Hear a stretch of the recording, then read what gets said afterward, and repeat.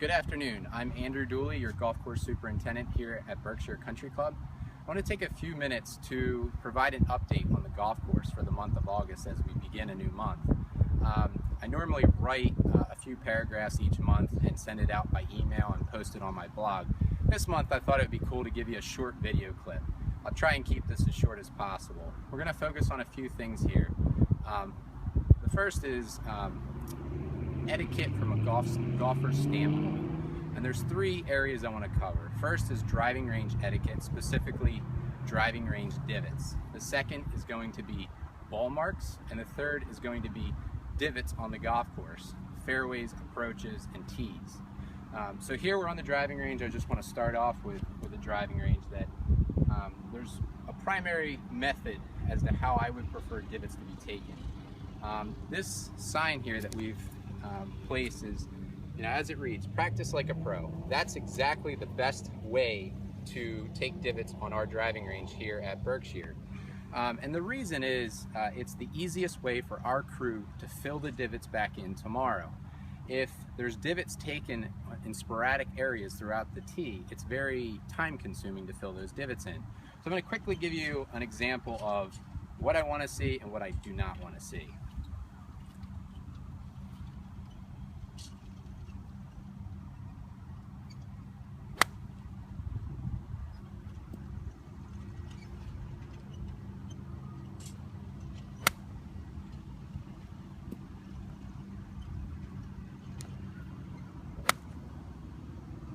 So as you can see, every time I place a ball up to the teeing area, I just put the ball right behind the previous divot.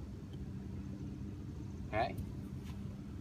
Now if I were to be practicing for 30-40 minutes, I could start over towards the left, or if you were a lefty, towards the right. One thing that is not recommended is divots here, here, here.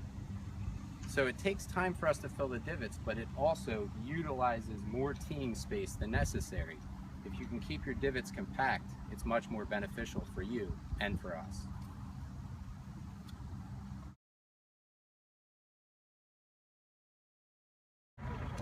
All right, so here we are on number 16 at Berkshire, par 3.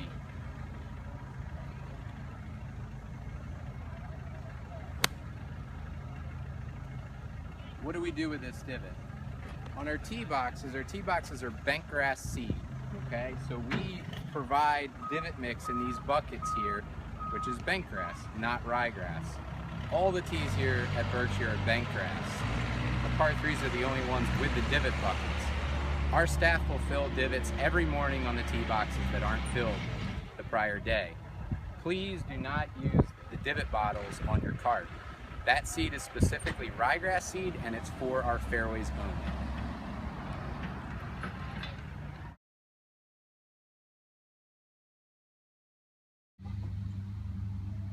All right, so we're on a fairway here at Berkshire. I'm about to take my approach shot into the green.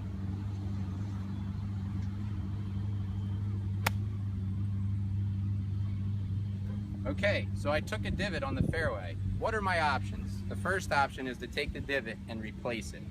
My second option is use the divot mix on this golf cart and fill the divot. Option number 2 is the preferred option in the summer months when it's hot. During a hot day like it is today, 90 degrees or more, and the wind's really whipping around, that divot has no chance to survive. So I prefer option 2, divot mix on these fairways during the hot summer months. Spring, fall, if there's a lot of rain and it's not very hot, 75 degrees during the day, feel free to replace the divot. But for now, we're going to use the divot mix. Now there's an improper way and a proper way to use the divot mix. This would be improper. That pile of divot mix is going to hit our mowers in the morning and actually dull the mower blades, requiring more work in the maintenance shop. The preferred way and the proper way to fill the divot. Fill the divot, smooth it with your foot. It should be level with the rest of the playing surface.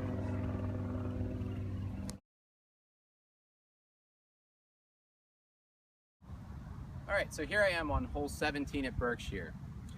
My approach shot was hit short of the green. I'm now in the approach. Our approaches at Berkshire are bent grass compared to the fairways, which are ryegrass. About 3 years ago, we converted the fairway or the approaches to bent grass, and the reason was to provide a lower mowing height.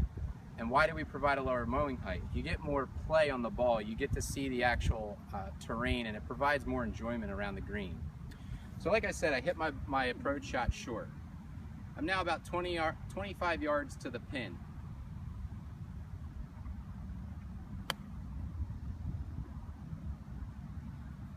As you can see, I took a divot here, just a small divot here in the approach. What are my options? There's actually only one option on repairing this divot in our approaches here at Berkshire. That is to replace the divot and step it down with your foot. Please do not use the divot bottles provided on your cart.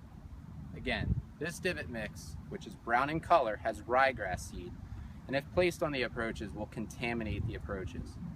This is for the fairways only and the intermediate cut here at Berkshire.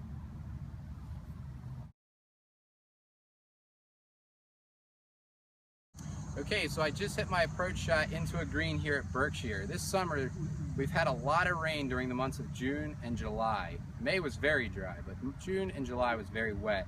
And what that means is you're gonna get a lot of ball marks. As you can see here, I've got a ball mark on the green. How do we repair a ball mark? There's improper ways and proper ways, and it's very important that we repair our ball marks the proper method. Everybody needs one of these. This is just a standard ball mark tool you can get at any golf store. You can get in the pro shop here at Berkshire. The proper way to repair a ball mark is to push in. Push in. Push in. Then just take your putter and smooth it out. That ball mark will now recover and be perfectly smooth, and no one would ever know there was a ball mark there within a matter of 2 days. If you leave a ball mark unrepaired, it could take as many as 2 weeks to repair. So please repair your ball marks. Now there is one other option to repairing ball marks. Let's find another ball mark here on the green. Alright, so this ball mark here is somewhat of a small ball mark. One option, if you don't have your ball mark repair tool, is you can take the butt end of your putter and kind of just bump it in like this. So basically, I'm kneading the grass together. So I'm making a small wound, which is the ball mark, a little bit tighter. Obviously, if it's a severe ball mark, you're going to need the tool. This is the best option.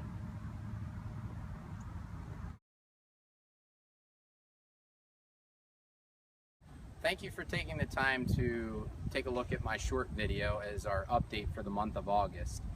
We covered 3 important topics as best practices for all golfers here at Berkshire. They are driving range etiquette, repairing and filling divots in fairways, approaches, and tees, and also the proper methods to repair ball marks on all putting surfaces. One last thing I want to make a quick note on is we had a third-party consultant here about a week ago to take a good look at the golf course. We focused primarily on our fairways as we've had many challenges providing a consistent playing surface. We also looked at the putting greens and talked about the cultivars on our greens and the lack of drainage in these greens. Please take a look at Steve McDonald's report. It's a short 7 or 8 page report. It's attached to this email blast as well as my blog.